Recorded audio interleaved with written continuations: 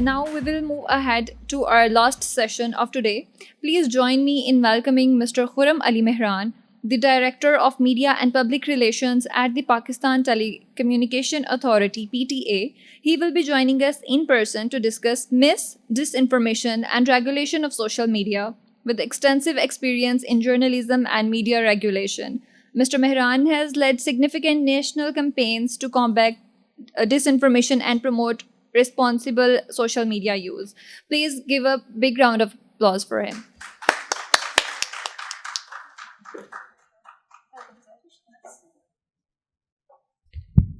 Good afternoon, ladies and gentlemen. I know you are tired and sleepy. It's a long day for you all, and you must be hoping to go home now, but this is the last presentation or talk you have to listen and to attend.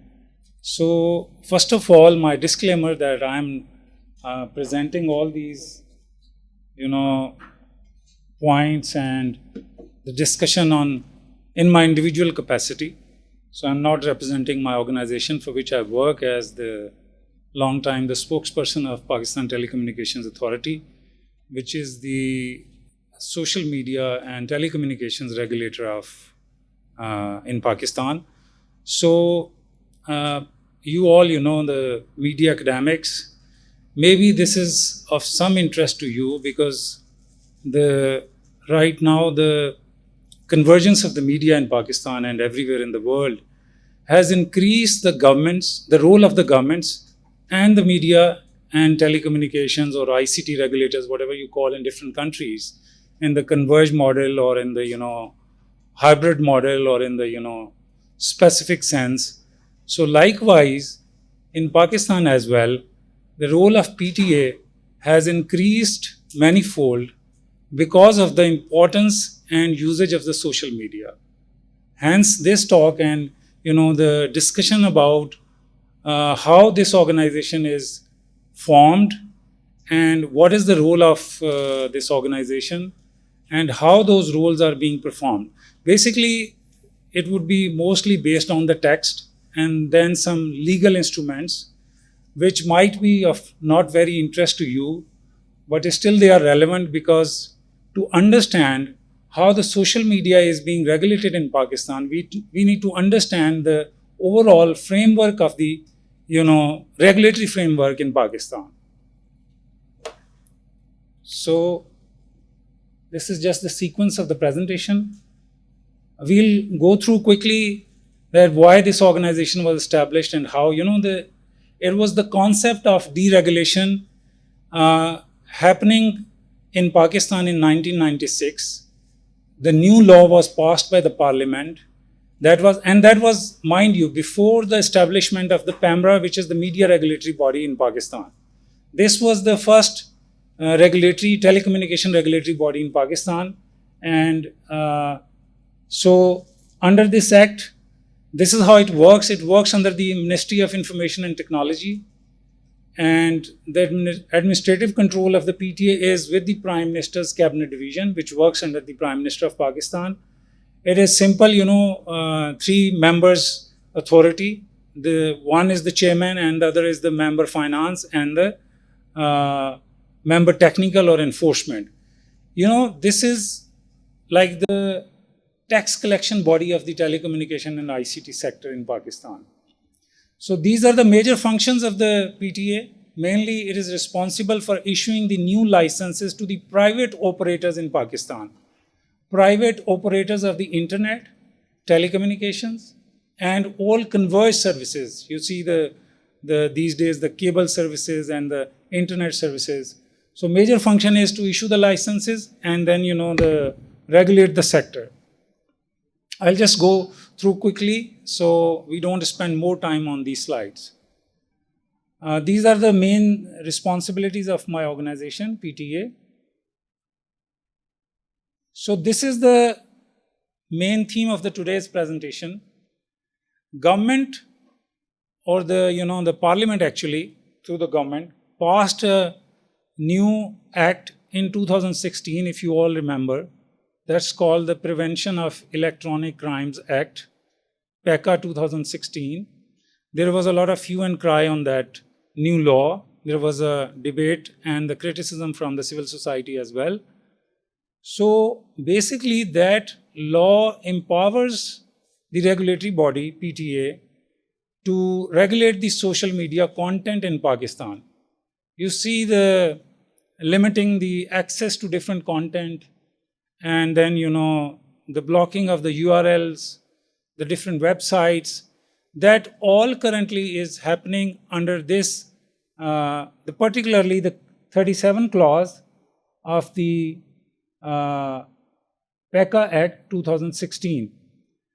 So there is a system evolved within the government through which the objectionable content, now objectionable content is defined under this law, which is actually taken from I refer back to the Constitution of Pakistan, Article 19, which guarantees, the freedom of expression, but with the certain limitations. So those limitations have been included in this clause 37, that generally includes the glory of Islam, the defense of Pakistan, friendly relation with the different countries of the Pakistan, and like the public order as well. So these are some of the areas which have been included, that you cannot post or you cannot share any content which comes under that definition, hence prompting the legal action against the somebody who is sharing or posting that content on the social media. This is important. These are the figures. If you look at them, you would understand the relationship of the regulatory body with the various platforms. Now these platforms are they are basically based in foreign country, mainly in USA, right? Or they're regional hubs like in Singapore, some are based in Dubai. So the regulatory body has to coordinate and take up the objectionable contents issues with these platforms. And this slide shows the figures that the request sent to the Facebook, and then the Twitter, YouTube. You see the compliance rate. It says the compliance rate. So for instance, you send the 100 requests to them, they are not all entertained by these platforms. Sometimes they say yes, sometimes. Now what happens to that? Basically, they have their own user guides. You know that, right? All of you are the users of the social media. They basically refer to their own user guides, number one. Then the laws of the country, particularly like any country they getting the request from, like, so they will look into it. They'll ask for the legal backing of something being asked to block. So this is important, that how government or the government's bodies are dealing with these platforms to get the objectionable content blocked within the territory of that country. You all understand, the content which is blocked means that is blocked from the view within that particular country. You remember the blocking of YouTube and sometime the Facebook as well. So I had that unpleasant job of defending my organization while the YouTube was blocked. Everybody would ask why YouTube is blocked, why you are not opening. You go anywhere and the people would ask very important for the academics, for the students, and you have blocked it, and country is going down and things like that. So but then the important thing is you need to understand the overall political, social, cultural and religious environment of the country, number one. And number two, the consideration of the government, how to regulate and how to deal with something which causing the public order. Remember I mentioned the word public order. Now suppose there is a issue of the aman-e-ama, there can be problem with the general peace in the society or a particular area. So, and that is because of some content being posted on the social media. So you have to deal with that. Why I'm saying it, generally when we criticize the government or the bodies of the government, we forget that they have got a job, they've got a role, to perform. You cannot leave all that you all, professors and the researchers of the media, you know that this whole model, the user-based model, that everybody has become a journalist. Everybody has become a media person. So there and then you can post anything you want. So as we discussed in the morning, one of the presenters about the fake news. So issues like that are very serious issues in a country like Pakistan, in a society like Pakistan, that how you deal with them. So sometimes from the user perspective or the audience perspective, it might sound like, the government is being very harsh and trying to, suppress the freedom of speech. But as academicians, you must try to understand that there are issues which government has to deal with. And in that context, sometimes the content is blocked in a particular country. So these are the figures, some of the figures I'm sharing just to make you aware, the content being shared for the blocking, and then the response coming from these different platforms. It might be a good data for a research article, Shafiqa. So we can co-author actually. Anyway.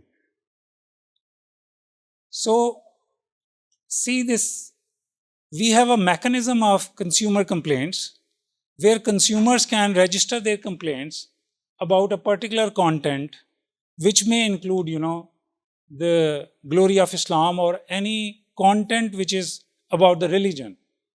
Some, objectionable things being said about the personalities of the religion or, religion itself. So that can be reported to PTA through this complaint mechanism system for blocking. Likewise, you see the 1092 complaints about the public order. Again, as I just explained, there's some issues with and there are different organizations like the religious ministry. Now, the whole government model is that the content is reported by two major stakeholders.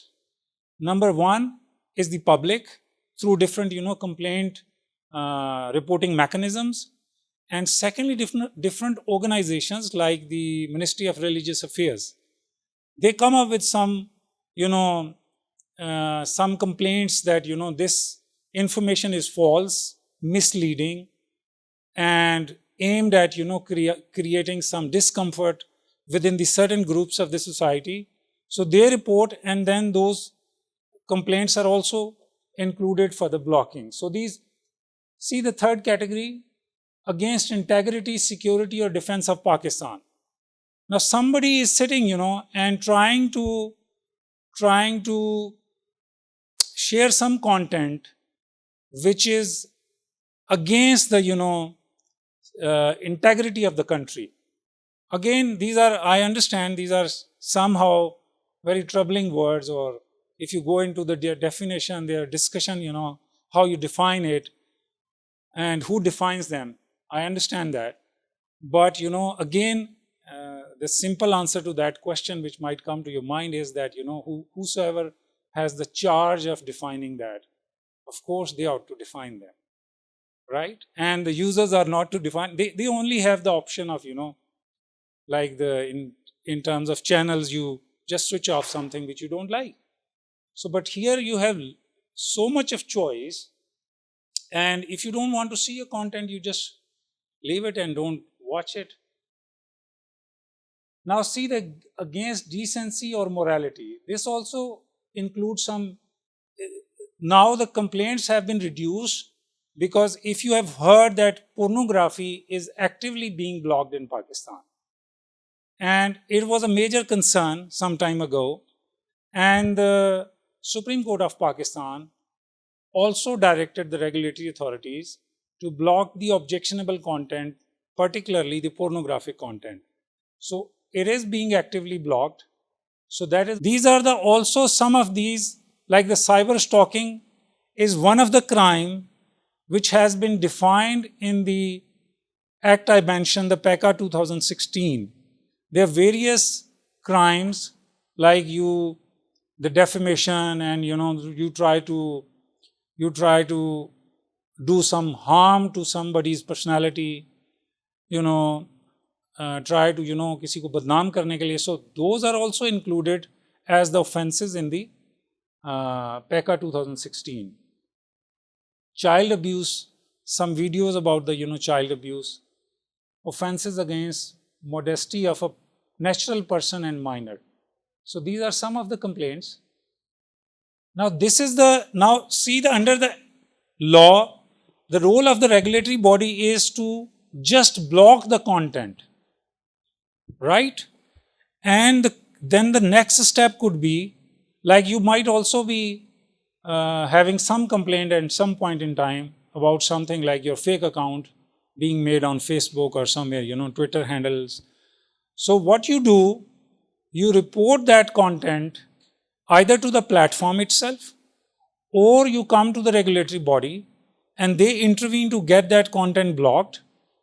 And then if you want some kind of criminal proceedings, then you go to the FIA, because under the law, they are the one who would investigate. And if under the law, they are like, there enough evidence that, the person has caused some harm to your personality or whatever, then they would go and catch the person. I understand there are issues with that, and that's why if you have, followed the news that government has established a new regulatory body, particularly for the social media in Pakistan, which would have the roles of these two regulatory bodies. Until that happens, this stays with like the criminal proceedings with the FIA and the blocking of the content with PTA. Now, this is also a major, area of concerns across the world, but particularly in the societies like Pakistan, that the telecommunication systems and the communication ways and means are being used for the fake and fraudulent activities. You might have, most of you must have received a call कि जी आपका ये नाम निकल आया, the bowl game show से ये निकल आया, आपको इतने पैसे ये ख़वातीन के नाम पे. So again is a big issue, and that is increasing the crime, different kinds of the banking crimes in the country, and the crimes through these social media and the telecommunication networks, and again is a major concern. We are trying to deal with that as well. Different, the legal instruments and the procedures in place that, how you go and block that content and, report those numbers. Even the CNICs are blacklisted. When we found out that some people are involved in that activity repeatedly, so their CNICs are blocked, that they cannot get a new SIM issued in their name. But still, you see this issue is widespread, because crime is a kind of, very attractive thing in most of the places here, and everybody wants, the quick money. So people use these, and they have a kind of, pattern, changing their networks, changing their connections, changing their different accounts. They'll try to, do through those different means. अच्छा जी, इस category में we have these, figures that we continuously receive complaints from the users, and these are, of course, it's just these are the figures which would tell you not, of course, exactly the size of the issue or the problem, because not everybody come up and report these issues, but still there are complaints being reported to the regulatory body. So from these complaints you can judge, like we have received 16,000 complaints in just one calendar year about the fraudulent calls and SMS. And there can be, of course, the number could be much higher, but these are the complaints which we receive. So these are the action taken, like the mobiles blocked and, Now this is again the main concern of the today's talk, the social media in Pakistan. These are the very interesting trends. As per the bandwidth usage, what are the major, consumers of the bandwidth? From there you can judge the users of these social media platforms. So the top 10 social media protocols by bandwidth, you see there, the Facebook is the major one. And rightly so, the people mostly use the social media in Pakistan for the entertainment purpose. And the Facebook is one app which is readily available for every kind of entertainment. Of course, not much objectionable content you can share, but because the platform also has its own, some parameters in place. And again, that content can be quickly reported to the regulatory body as well. So, but Facebook is on the top. Now, these are some of the stats that the internet users in Pakistan, and they are rapidly growing. Especially, the different programs are being run to take the internet signals to the far off and the rural areas in Pakistan, especially the terrain which are, like the Balochistan's far off areas, and then the previously the tribal regions of the Khyber Pakhtunkhwa. So these are the current figures. Right now in Pakistan, around 72 million social media users in January 2024. So that is roughly the 30% of the total population. So still we have like 70% of the population which is still kind of excluded from the usage of social media. Although our impression might be that everybody is on social media, but that is again mostly in the urban areas or where you can have the mobile signals. Where there is no mobile signal, still there is a population or areas or the pockets where there is no mobile signals. The population is not covered with any kind of telecommunication services. And these are the current figures of the overall telecom scenarios of Pakistan, like the total, subscribers, 133 millions of the internet subscribers. Just to give you an idea of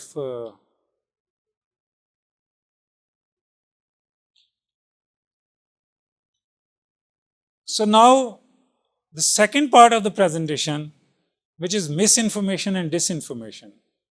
Right now, the major concern for the government as well is how to deal with the misinformation or disinformation or the fake news. It's a major challenge. You might have followed that EU is also formulating new laws. Other countries are also in the region as well. You see the influence of India on the social media platforms. Likewise, the Pakistan is also trying to grapple with the issue that, how to deal with this major problem, because it has direct relation with your economy, with your culture, with your religion, the overall society, because it is, the social media means the society online, right? So everything happening, the e-commerce, of course, the e-business, which is, one of the main kind of, highway for the growth. If you don't try to, address these things, you'll be lagging behind in the region and also in the world. So these are the major concerns, that how you, especially in the elections, that was a major concern, the manipulation of the information, the false news, false information.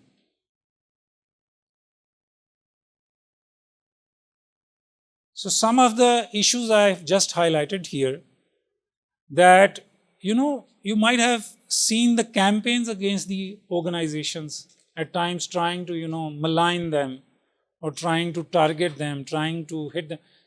It's very interesting, one of the Chief Justice, I remember the exact number, was still not appointed as the Chief Justice of Pakistan, and there were tens of fake Twitter accounts in his name being operated, and some of them having followers in thousands. So you see the issue, the magnanimity of the issue, that somebody who is going to be the Chief Justice of Pakistan, and there are fake accounts being run in his name. And whatever you will post, if there are thousands of, and then you take the screenshot and then you repost and reshare. So you see the issue with the government organizations, government personality. Likewise, same with other, important personalities whose opinion is very important regarding the national issues and the political issues. So this is a big concern right now, that how to deal with these kind of problems. I'll briefly talk about, what is my suggestion, but see here the NAB, the ECP, you have seen the Election Commission of Pakistan. Okay, fine, you express your opinion as a participant in the political system. But the concern for the government is that as a follower of a particular party, political party, you start targeting an organization and the people of that, then nothing is credible, That is why you see right now, I say the biggest crisis of credibility in the history of the country. You see, if you look at, the history, we have reached to this point that no personality, anybody comes in your mind that whose opinion, whose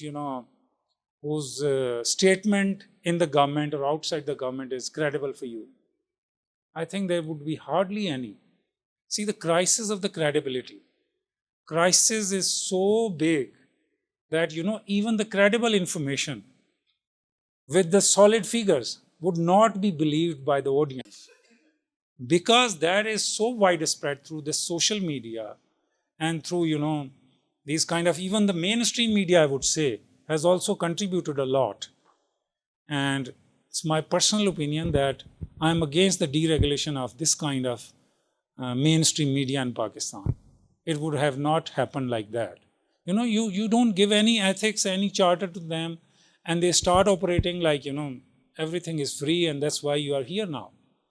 You cannot go back and correct something which was needed at that time. That's why I'm just trying to highlight the importance of some kind of regulation. Whether the model you follow is the self-regulation, you go the harsh or the soft regulation by the government and its bodies, parental controls. It's a mix of all these things. And we say no to everything here, generally. There would be some saner voices who would say, okay, fine, this is okay. But most of the time, you just hear the people saying, ye karne se bhi freedom of expression. You see the corporate interest in Pakistan. Like, can you talk about any private business in Pakistan? Okay? You can't talk about the personalities like the owner of the Bahria town. And the freedom of expression is just about few organizations.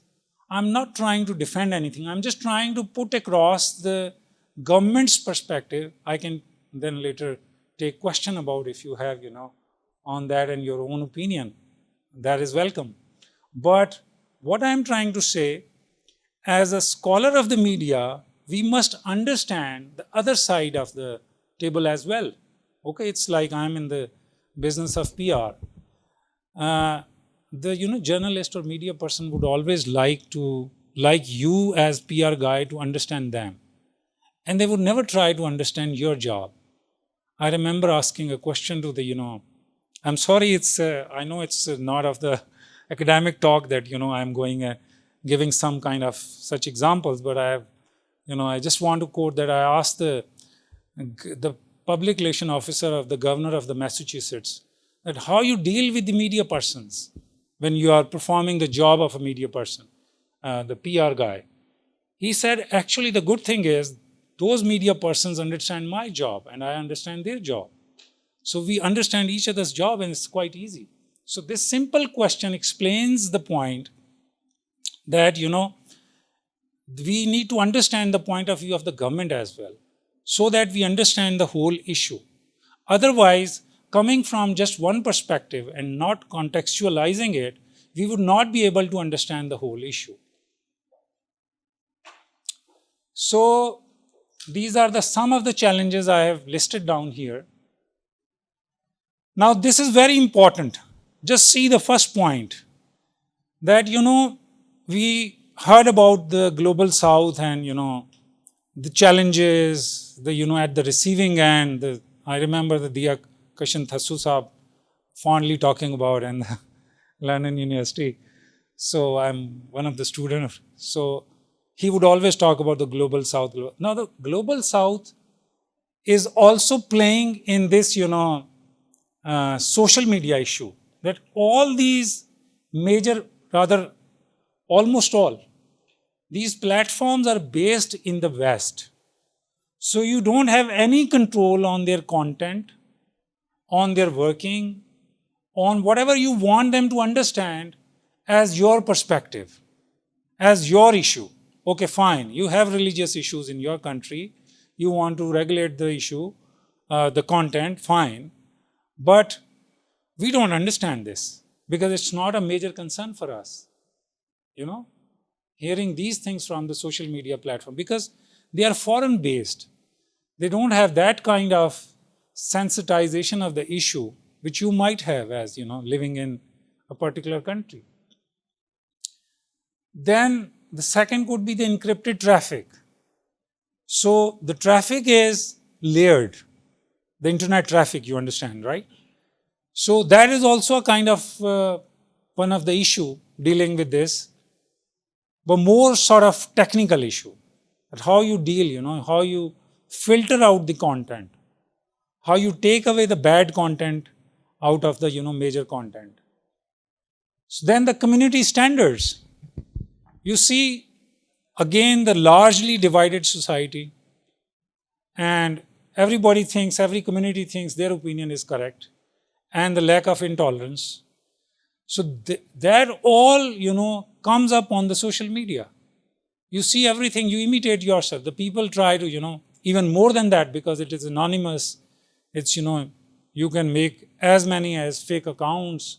So you go and say whatever you want. Kisi ko galiyan deni hai, you trying to, harm someone, you defame someone. You can say anything you like. Make any number of accounts you want. So it's quite easy, even easier than the real life. So that is also a challenge कि आपने कोई uniformity create करनी है. That is a very big challenge, that you cannot, make everybody agree on some point. ठीक है जी, इस तरह इतना freedom of expression है, इतने को regulate कर लें और इतने को छोड़ दें. Because everybody comes up with their own, reasons and, defamatory content we already talked about. Fake news is a major concern I already discussed. That's the very important point. Lack of awareness. You see, Dr. Ali talked about the media literacy. So the media literacy is a very big problem in Pakistan. I wish, in the universities, even the students of the media and communications are taught that how to consume the media. It's a very, very big issue. And that is causing, again, bigger problem on the social media. The second, third tier, opinion leaders are not even aware that how to use the media, and whether they are aware of something, this is fake, this is not fake, this content, how to, another scholar talked about the critical mind, So, of course, we need to educate the audience that you need to have the critical mind applied. Otherwise, all content is okay. Whatever you see is correct, So there is a lack of public awareness. And now who would do that?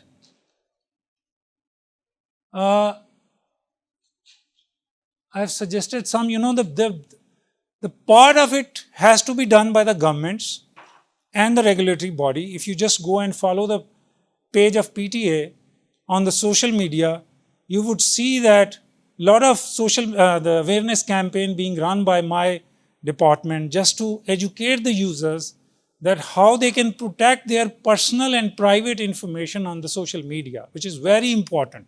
You share your private information, and then you are prone to any kind of fraud. Okay, you yourself share your personal information. Students, youngsters are not aware that what to, as they say, it's not important what to share, but it is more, of importance that what not to share. So nobody is in that sense educating to the masses that, So the part of it has to be done by the government. We are trying to do it. Other government organizations are trying to do it.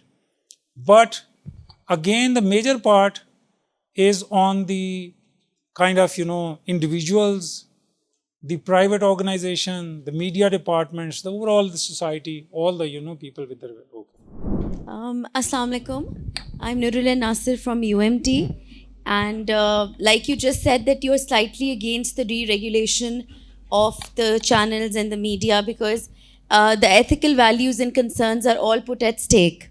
But as we all know, I mean, everybody knows that the only way, the major way through which these channels or media organization earn revenue is through advertisements. Yes. So advertisements basically give a direction to the type of content that is to be shown. Right. And they have an influence. You quoted a few examples without taking names, of course, because we can't do that. But that's, I think most of us know about it, that, the ethical, yes, all of us, the ethical values are put at stake, and nobody take care of the ethical dilemma that is taking place. But what's next? I mean, what should we do? How can this be controlled? How can this be changed? Because revenue is all that channels need. They're not going to think about the modesty of the nation or the dignity of the nation. They are going to make money because salaries have to be paid. So what's the solution to this, increasing and overarching problem? That's my question. You see, if it is already a wild animal, you cannot go back and tame it. It's quite a challenging job. But still, if you have willingness to do it, at least you can make some difference. How? Now, the point of, it's actually the research or academic conference. I think that you need to have more linkages with the industry and also with the regulatory body. How many of you have visited any regulatory body in Pakistan and worked with them for the research purpose? Okay, I'm glad that you have done it. I understand that you might face difficulties while you wish to work with these regulatory bodies, their bureaucratic systems, their, the hurdles to gain the data and, everything. I understand that. But still, the efforts are very important. That way you can make them realize that what should be the next level of regulation and what should be the model of the regulation. I haven't come across any good research on the media regulation in Pakistan, which deals with the perspective of the regulatory body as well. All you would find is about the freedom of expression, that this should not, like, YouTube, okay, fine, YouTube should not be regulated, okay, fine. But the content, you all are parents, most of you. So some are the young guys sitting behind. So what do you think? The content being, shown and pop up on the YouTube or other channels, do you agree with that as parent? Now, you need some regulation for that. Of course, the awareness, education, and then some kind of at least soft regulation. But I'm not saying harsh regulation. You go and you try to convince these platforms. You go and try to convince the YouTubers, the channel owners, but they don't want to listen to you. Why? They say it's an issue of freedom of expression in Pakistan. And that has a history, I'm telling you. Remember, the Pakistan's mainstream media has got its birth is related to the print media in Pakistan. And print media has a deep, roots with the fighting with the British Raj. So bring that in, context, and you would understand that you do anything, you try to bring them under any control, any soft control, that would never be successful because they don't understand. You need to understand. You make them understand. So one other thing that I would like to add, whenever there's a debate between parents and the media organizations, once in a while when there is a debate over a certain topic, so everybody, there's this thing that media says that we show what you want to see. Yeah. I mean, if you're that particular about your children, you should scrutinize their exposure. But then over the past time, we have realized that it's not exactly, the media shows what people want. People's minds and other things can be manipulated, can be changed. Like when Ertugrul Ghazi came, the Turkish series, it was on YouTube, trending #1, and especially in Pakistan and also our neighboring countries. And that was a very, very popular thing. Although there were no dances in it, no other things, no other type of content. But do you think that it's basically the fault standards at the hands of the makers, basically, who choose topics and other just to take TRPs and not to, do that? Look, there is no simple solution. I already mentioned. Why? Because the content producer would always like their content should be catchy. Even they won't care about any ethics. Remember the Chudail, any person? And remember that particular scene which was banned by my regulatory authority. Why was that banned? You have the some kind of concerns within particular settings or society, and you have to control that. You cannot. अभी आप देखें ना, अभी भी आप TV पे can you show every content? You can't. There are some restrictions. Social media, fortunately or unfortunately, has a different style or different kind of presenting the content. It's like you can do anything. So there it's equally important that how you regulate. One way is that I said already, that you educate the people, users, the content producers. It's a not easy task. And also sometimes you have to enforce the regulation. अगर आप ऐसा कोई content दिखा रहे हैं which is highly objectionable, you go and nab that person because it's a crime. You see, it's not simple thing. Media content, you showing some content which can cause considerable harm to some particular community or the country. What would you do then? You'd go and catch that person. So I think it's not difficult, but you can do it. Other countries are also trying to discuss and think that how should we deal with the new realities of the social media or the online media.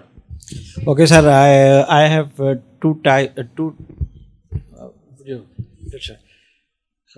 Because the mic was in my hand, so therefore I took the liberty. I have two type of questions.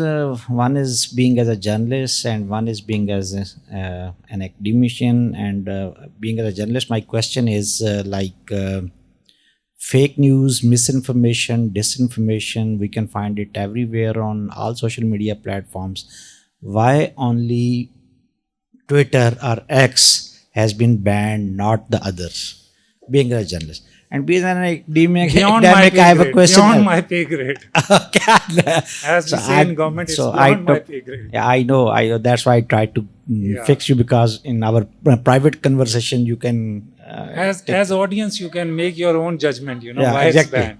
And second question is don't you think that this content, a variety of content on social media, it is giving us an impression that we are again living in a libertarian media environment, and libertarian theory, it has re-emerged like it was back in the beginning of 20th century when Hutchins Commission was formed, and then eventually social responsibility theory, it came up. And so I personally feel that libertarian theory is now no more. It's a matter of past. It has taken a new shape, particularly with the emergence and intrusions of all these social media platforms across the world.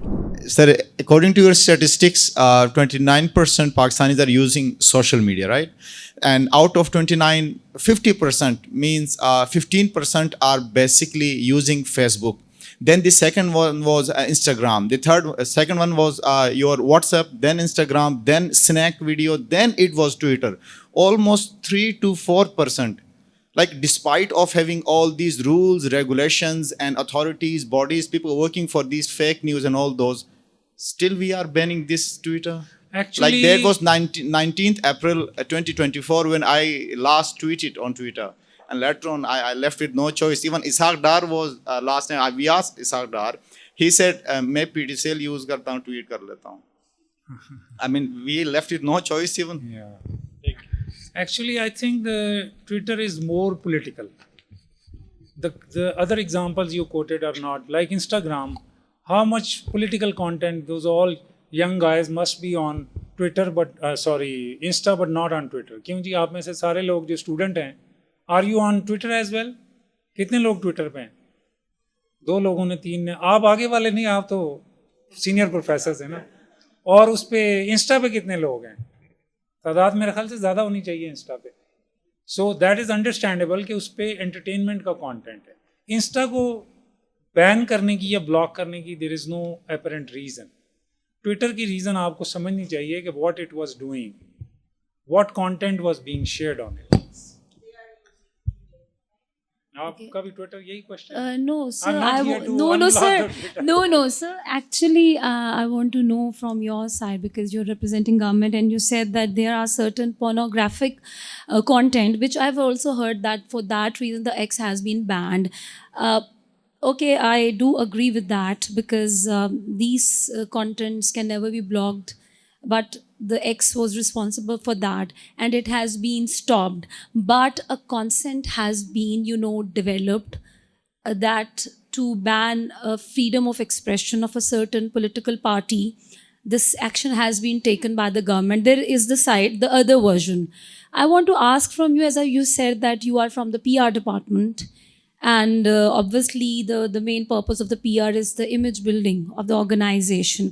If a version has been developed so strong that it is only done to just stop the freedom of expression, what are the particular PR strategies you people have been opting to realize this through information, that the reason is not to stop someone to come and to share its political view, rather there is more serious issue to stop Twitter? This is what I want to know from the government side, that why government is not fully make people aware that it's not always the politics behind everything. There are other more havoc that may be, as you have told about the parents, obviously being a parents, we are very, very concerned that these sites should be checked.